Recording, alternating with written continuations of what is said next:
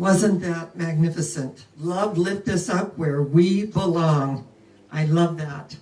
And as we gather together on this amazing Sunday morning, the last Sunday of May, where we have acknowledged miracles in May and opened the space for miracles, we know with the Course in Miracles it states all expressions of love are maximal. There is no large or small in the order of miracles.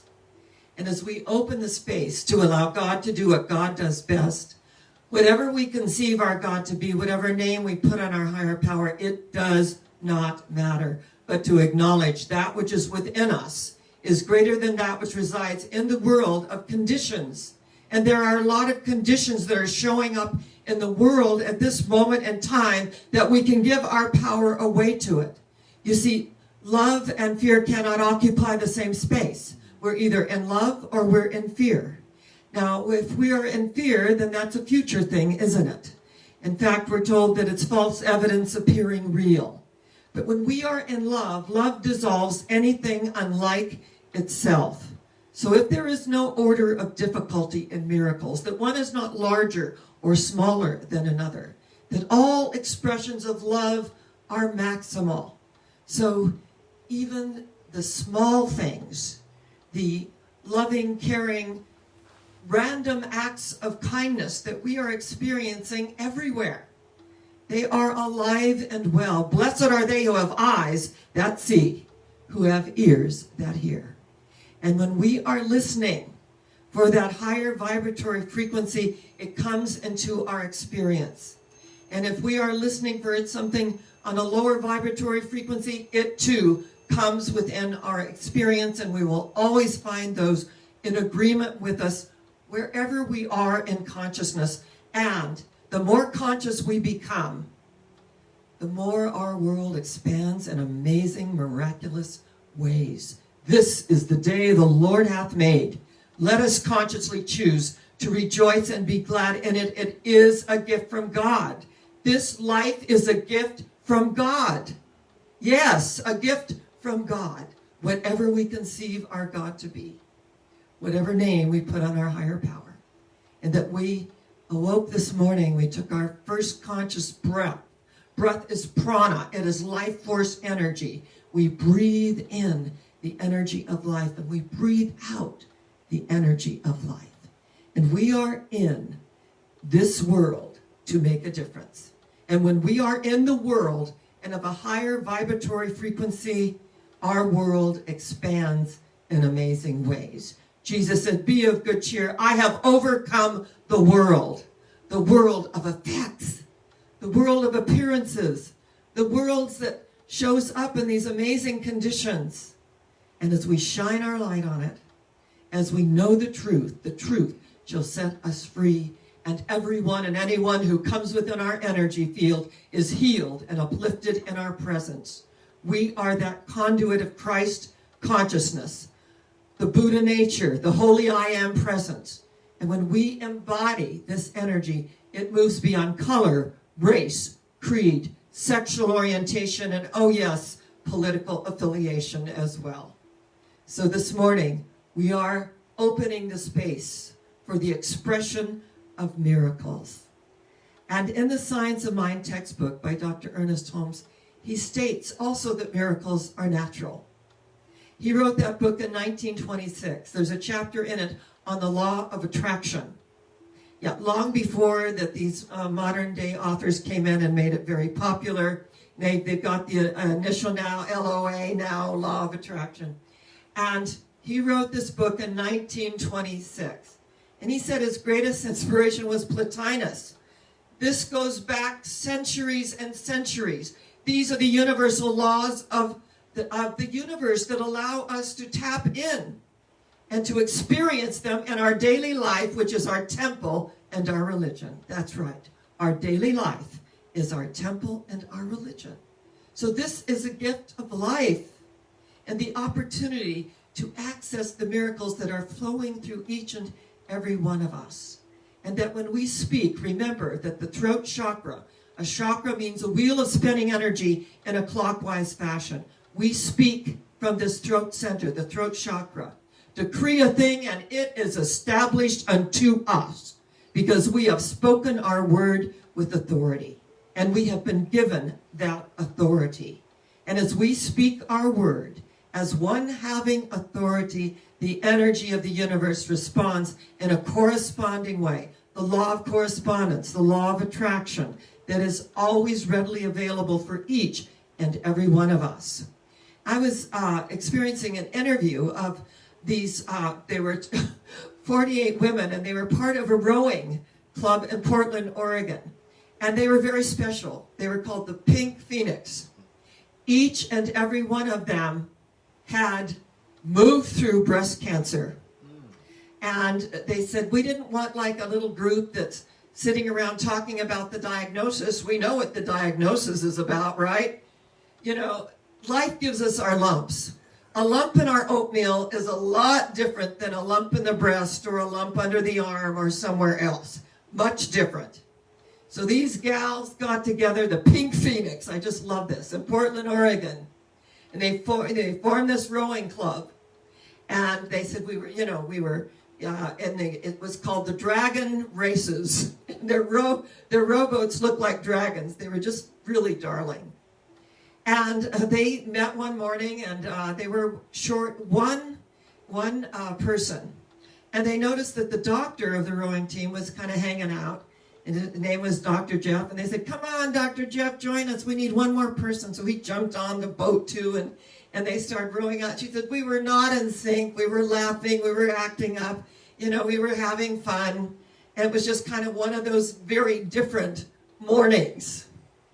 And as we were rowing out, we looked up on the Ross Island Bridge on the river that we were rowing at, the Willamette River in Portland, Oregon. And they saw something, and it fell from the bridge. And one of the gals said, was that a person? Oh my God, was that a person? And they started rowing, and she said, it was amazing. The representative, the caller, she was the caller, and she said, we suddenly began rowing, and we were as one blade, rowing together, because that looked like a life that jumped from the bridge. And she said, we got up to it, and we saw a young man, and he had a red parka on, and the parka had really served as kind of a buoy. It buoyed him up because, you know, it was quite full. But as they were getting closer to him, it was filling with water, and he was going down. And the two gals reached in and grabbed him. And they got, you know, his torso in their boat. And there were 28 women in that particular boat, but 48 on the team. And remember, these women had transcended breast cancer. They got their lives back. The fact that someone was jumping from a bridge and taking their own life was unfathomable to them. And isn't it interesting the way life works? Dr. Jeff was on the boat.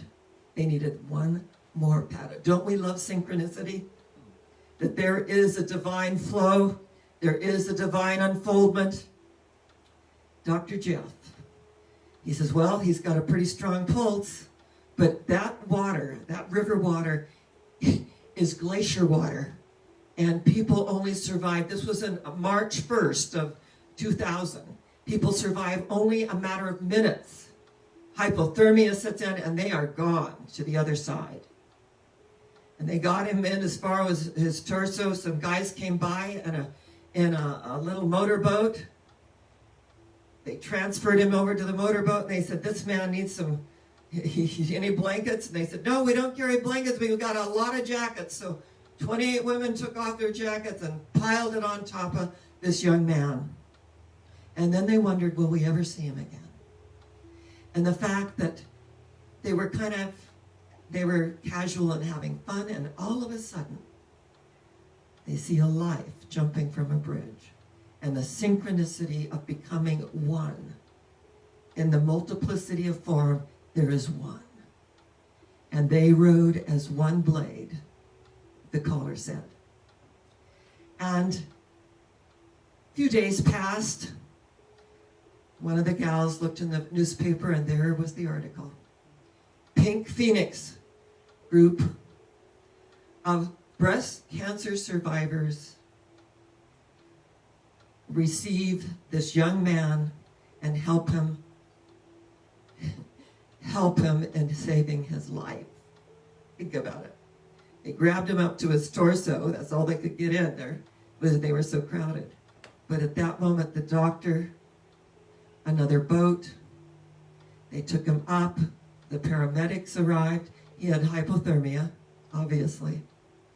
And so two of the gals decided, their names are Karen and Joan, that they were going to go to the hospital because they saw the article, they saw where he was in the Portland hospital, and they took him gifts, and they walked in with balloons and gifts, and there he is in the hospital bed. And they discover his name is Dale Buttonhoff.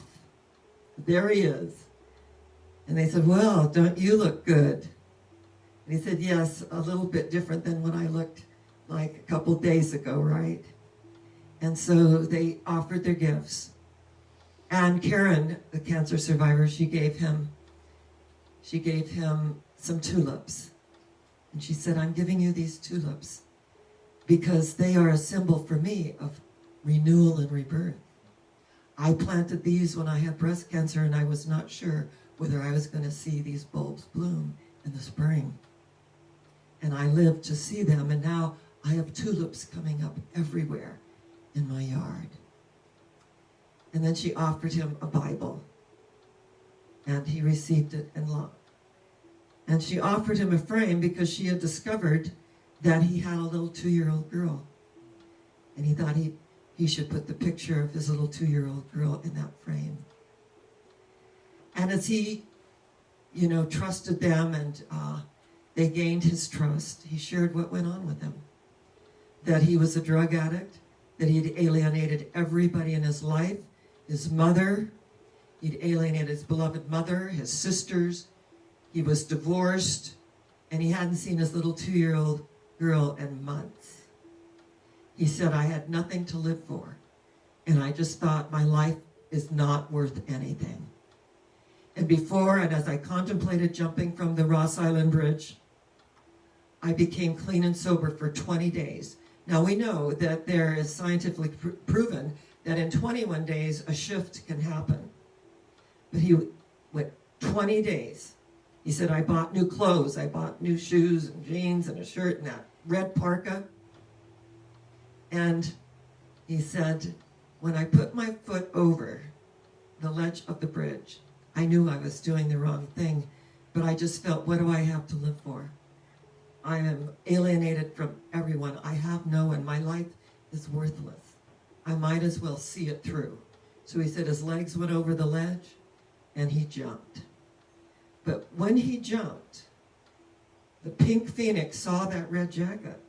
Isn't that interesting? They saw the red jacket. They saw a human life that was at the precipice of this life or the next. And they began to row in a way that they have never rowed before, as one, to rescue this young man. And what is so amazing about this is when he got out of the hospital, that the women went to his home and they met his mother and his family. And his mother was so grateful. And they said, well, he has 48 mothers that are going to be looking out for him. Not just one mother, 48 mothers. And so she said, well, just kick him in the butt if he acts up. And he laughed and he said, I wouldn't be here today if it weren't for my mothers. And they became great friends of the family. And when he was interviewed, he had gone back to school. He had reestablished his relationship with his little 2-year-old daughter, in which he could put a beautiful picture in the frame that he was given in the hospital. Tulips became part of his world as well, because anything that you plant that's a bulb, it has to go deep within the soil, be fertilized. It takes time. But when it sprouts up, it blossoms so beautifully. This is renewal. This is rebirth. That each and every one of us, when we're tempted to jump off to the deep end in our emotions, that there are those that love us, that see us, that there are the invisible guides in our own atmospheric consciousness. There is that power, that presence, that energy that is with us. And when we feel that, when we let go of everything, and I mean everything that stands in the way, and begin to experience the love, and the love that we can give out, not the love that's received necessarily, but the love that's given out. We can have faith and we can have hope. That if we have not love, we are a sounding brass and a tinkling cymbal. We can give to the poor, we can do all these outer things, and people can acknowledge us. If we have not love, we are nothing. We are nothing. We are sounding brass and a tinkling cymbal. Love being the greatest power in the world. So all expressions of love are maximal. There is no large or small in this dynamic of love. All expressions of love are maximal.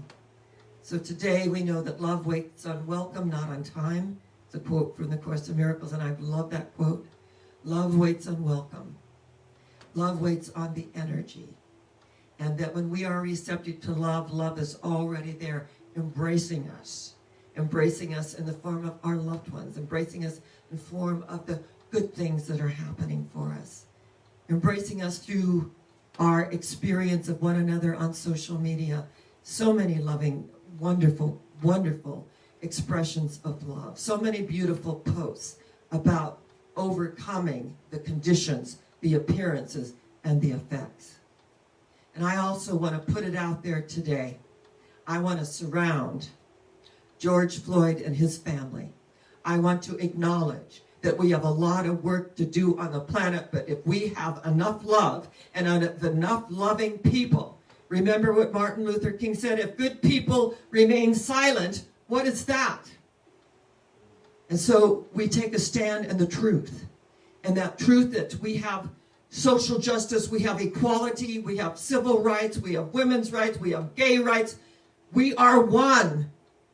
And in this oneness, we live and move and have our being. And I am not being political. I am being human. My humanity reaches out to that mother, to that family of that boy. That when we say enough, enough, let good people come together. Let loving people come together and take a stand in the truth that sets us free to experience our oneness and tip the scales in favor of spirituality.